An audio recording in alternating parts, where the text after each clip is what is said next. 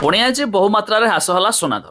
आज्ञा हाँ जदि आप सुना रूपा किना प्लान करुवे आपण खुशी खबर केते टंका ह्रास होला नुआ दर केते रही आम ओडिशा मूल्य रे उभय 22 कैरेट 24 कैरेट दाम आमे जानिबा।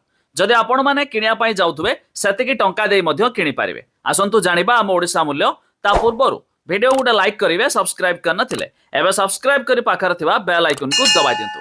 प्रथम तो जानतु आम ओडिशा मूल्य अर्थात राजधानी भुवनेश्वर रे सुना 10 ग्राम पिछा 3000 ह्रास देखा मिली। तेबे शुद्ध सुना 24 कैरेट दाम जहाँकि प्योर गोल्ड रो दाम रही 1,47,250 टंका। ठीक सेमिति 22 कैरेट दाम अर्थात 916 कैरेट रो दाम रही 1,34,680 टंका रही आज दर। ता छड़ा MCX अर्थात मुंबई रो मल्टी कमोडिटी एक्सचेंज रे आज भी मध्य सुना दाम रे आंशिक मात्रा ह्रास देखा मिली। तेबे शुद्ध सुना 24 कैरेट दाम रे 10 ग्राम पिछा 1,48,200 टंका रही बेले 22 कैरेट दाम रे 10 ग्राम पिछा 1,35,400 टंका रही आज दर। ता छड़ा दिल्ली रो सरफा बाजार रे आज भी मध्य सुना दाम रे 2000 टंका ह्रास देखा मिली।